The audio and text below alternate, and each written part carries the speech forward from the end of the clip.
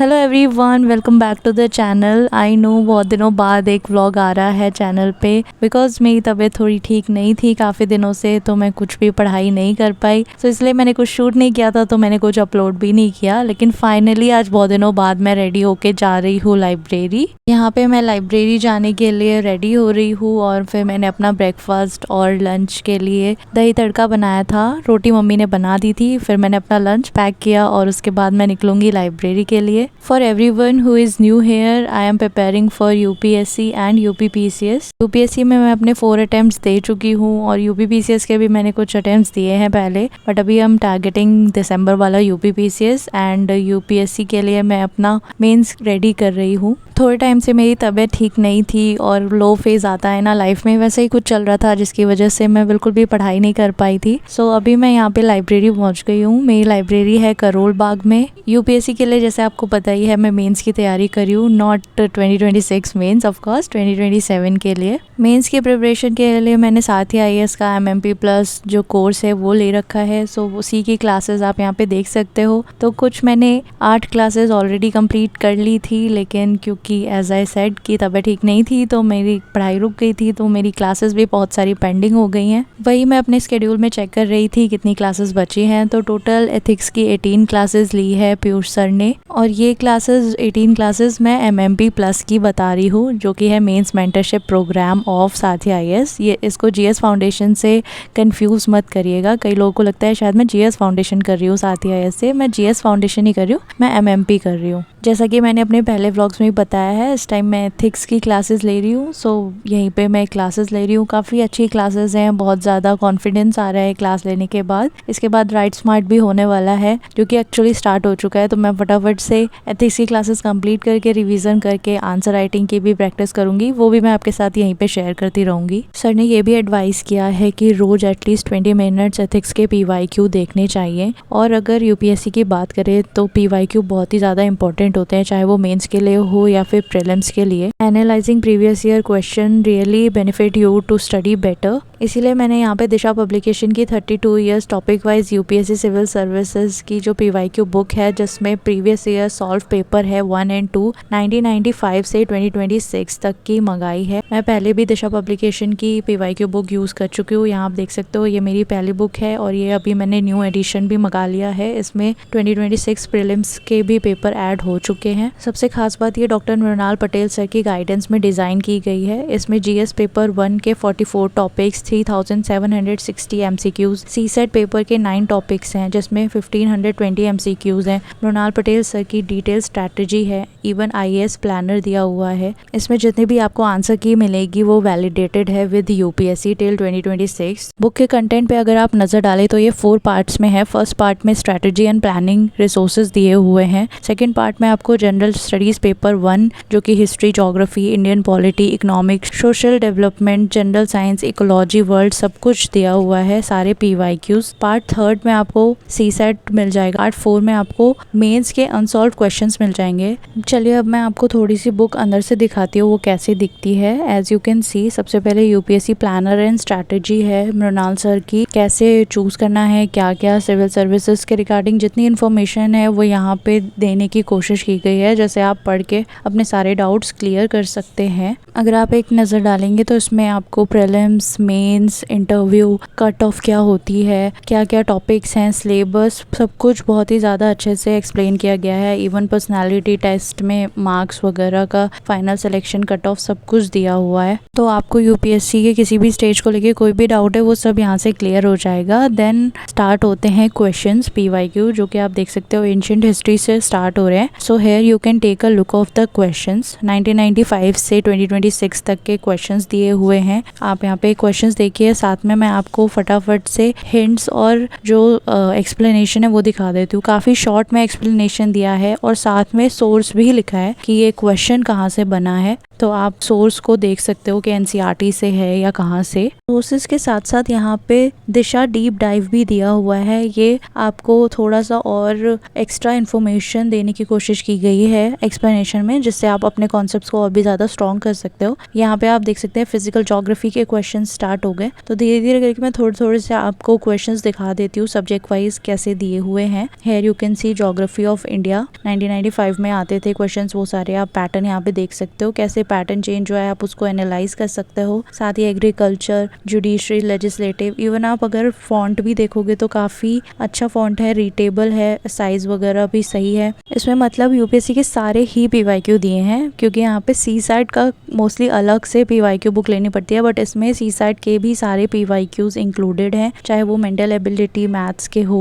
Reasoning के questions हो, even reading comprehension के भी सारे पैसेजेस दिए हुए हैं। एंड रीडिंग कॉम्प्रिहेंशन के लिए आपको पीवाईक्यू ही प्रैक्टिस करना चाहिए, रैंडम पैसेज प्रैक्टिस करने से ज़्यादा बेटर रहता है कि आप यूपीएससी के ही पीवाईक्यू करें। एंड में आपको एक फ्री इनिशिएटिव के तहत इसमें अनसॉल्व मेंस क्वेश्चंस मिलते हैं। 2013 से 2025 के सारे मेंस क्वेश्चंस इसमें दिए हुए हैं। दिशा पब्लिकेशन की ये जो बुक है one of the best seller है एंड मोस्ट ट्रस्टेड है अमंग द एस्पिरेंट्स, एंड बहुत ही ज़्यादा रिकमेंड की जाती है। अभी तक भी अगर आपने अपने लिए एक यूपीएससी की पीवाईक्यू बुक नहीं परचेज करी है, so this is your sign, आप अभी इसे ऑर्डर कर सकते हो। लिंक मैंने डिस्क्रिप्शन में मेंशन कर दिया है। This is a must have for every UPSC aspirant. And एक बात बताना मैं भूल गई कि ये बुक जो है हिंदी में भी अवेलेबल है, सो हिंदी मीडियम एस्पिरेंट्स की भी यहाँ पे प्रॉब्लम सॉल्व होती है, वो भी इस बुक को परचेज कर सकते हैं। Coming back to the vlog again, and आजकल मेरे जो हैंड्स हैं वो भी बहुत ही ज़्यादा ड्राई हो रहे हैं, स्पेशली लाइब्रेरी में कई बार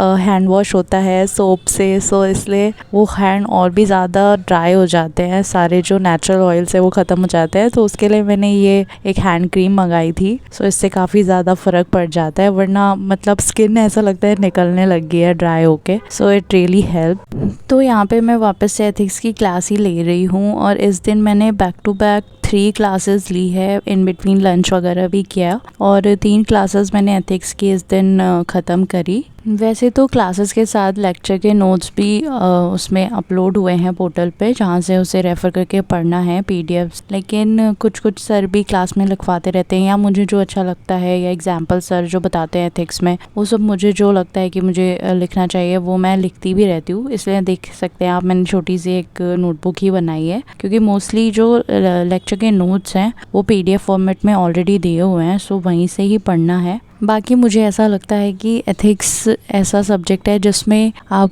कितना भी स्पून फीडिंग नहीं कर सकते, और मुझे लगता है कि इसमें आपके पास ज़्यादा स्कोप रहता है अपना एक पर्सनल टच देने का। सो मैं कोशिश करती हूँ कि मैं भी न्यूज़पेपर वगैरह पढ़ती हूँ, तो उसमें से जितने एग्जांपल्स मैं नोट कर सकती हूँ, मतलब नोट इन द सेंस जैसे मैं पेन पेपर में नोट नहीं करती, बट हाँ जितना मुझे लगता है कि रेलिवेंट है तो मैं 1-2 लाइन कहीं पर लिख लेती हूँ। या फिर जो सोशल मीडिया भी मैं इस तरीके से यूज़ करती हूँ, मैंने ऐसे ऐसे चैनल्स, बेटर इंडिया या फिर बहुत सारे अच्छे पीआईबी या बहुत सारे ऐसे चैनल्स फॉलो किए हुए हैं जहाँ पे अच्छी अच्छी स्टोरीज, अच्छे अच्छे एग्जांपल्स मिल जाते हैं। तो इंस्टाग्राम पे मैंने ये सब फॉलो किया हुआ है, तो आपने देखा ही होगा इंस्टाग्राम में एक वो जो रीशेयर का फीचर आता है, मैं वो कर देती हूँ इंस्टा पे। सो मैं उस तरीके से वहाँ भी एक कलेक्शन हो रही है, जब मुझे यूज़ करना होगा और वो मैं वहाँ से यूज़ कर सकती हूँ। बाकी बहुत सारी जो प्रोमिनेंट चीज़ें हो रही होती है अराउंड अस, वो सारे दिमाग में तो रहता ही है, उसको कोशिश करना चाहिए। और मुझे लगता है कि जितने कंटेम्प्रेरी एग्जाम्पल्स हम डाल सकते हैं वो ज़्यादा अच्छा होगा।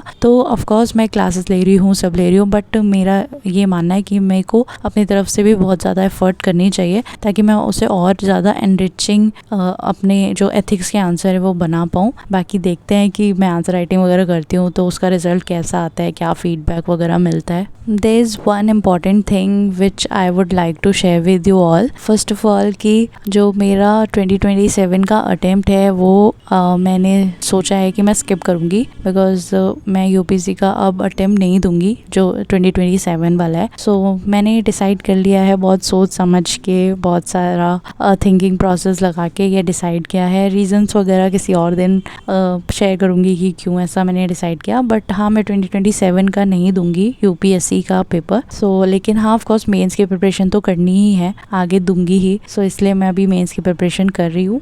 सो this is one major update I would like to share with you all. Also मैंने बोला था स्टार्टिंग में कि मैं इतने दिनों से व्लॉग नहीं डाल रही थी, तो जो इतने दिनों का मैंने गैप लिया था उसमें एक दिन मैं और मेरी सिस्टर गए थे ब्लड डोनेट करने। मैं नहीं गई थी, मैंने ब्लड डोनेट नहीं किया था, उसको ब्लड डोनेट करना था। उसका फर्स्ट टाइम उसने ब्लड डोनेट किया है because she was very excited. वो काफ़ी बार वहाँ पे जाके वापस आ गई थी रेड क्रॉस सोसाइटी से बिकॉज उसका हीमोग्लोबिन अप्रोप्रिएट लेवल पे नहीं था। सो दे ऑलवेज टेल हर कि आप थोड़ा और बढ़ा के आइए। तो उसने बहुत डाइट वाइट करके अच्छी डाइट ली है, सीड्स वगैरह खा के बहुत मेहनत करी है because she really wanted to donate the blood. So हम लोग यहाँ पे आए हुए हैं। सो सेंट्रल सेक्रेटरीट पे रेड क्रॉस सोसाइटी है, आप राजीव चौक से मेट्रो चेंज करके आ सकते हैं यहाँ पे। I have never seen anybody that happy to donate blood because she is so excited. I can't even tell you, she was dancing because यहाँ पे अभी उसने फॉर्म भरा और यहाँ पे उसका चेक किया और उन्होंने फिर कहा कि हाँ अभी आप दे सकते हो ब्लड, आपका हीमोग्लोबिन लेवल ठीक है। So she was beyond happiness की कोई सीमा ही नहीं थी इसकी इस दिन। सो मैं आई थी इसको हौसला देने ऑफकोर्स, क्योंकि फर्स्ट टाइम ब्लड दे रही है तो एक वो भी रहता है ना कि बॉडी कैसा रिएक्ट करेगी। तो मैं आई थी साथ में इसीलिए कि कोई डिजीनेस या कुछ हुई तो देखेंगे। हेयर इज़ द मोमेंट जिसके लिए बहुत ही ज़्यादा वेट कर रही थी। सो यहाँ पे बीबी वगैरह चेक किया एंड आफ्टर सैनिटाइजिंग एवरीथिंग और उन्होंने स्टार्ट कर दिया ब्लड डोनेशन का जो प्रोसेस होता है। After few minutes the process was completed and we got a donors card and अभी आधार कार्ड से भी लिंक्ड रजिस्ट्रेशन वगैरह हो रहा है। तो आपकी सारी डिटेल्स, आपने कितनी बार ब्लड डोनेट किया है वो सब अब मॉनिटर में रजिस्टर हो जाएगी। So you can access that. ये सब होने के बाद हम निकल गए वापस से घर। इस ब्रेक में मैंने 2 इम्पॉर्टेंट काम और निपटाए। एक तो मैंने पिंक कार्ड बनवाया बस में ट्रैवल करने के लिए और दूसरा मैंने अपना SIR का जो प्रोसेस था वो सब कंप्लीट किया, उसमें भी काफ़ी टाइम लगा। पिंक कार्ड के थ्रू अगर आप बस में ट्रैवल कर रहे हो तो फ्री में आप एक्सेस मिलता है, आप फ्री में ट्रैवल कर सकते हो। और मेट्रो के लिए आप भी इसे यूज़ कर सकते हो सेम कार्ड को, बट आपको मेट्रो में इसका रिचार्ज करना पड़ेगा। So we are almost at the end of the video. आज का व्लॉग आपको कैसा लगा प्लीज़ कमेंट सेक्शन में ज़रूर बताना। एंड PYQ बुक की लिंक भी मैंने डिस्क्रिप्शन में डाल दी है, जिसको भी लेना होगा आप वहाँ से ले सकते हो। मिलते हैं न्यू व्लॉग में, till then take care, bye.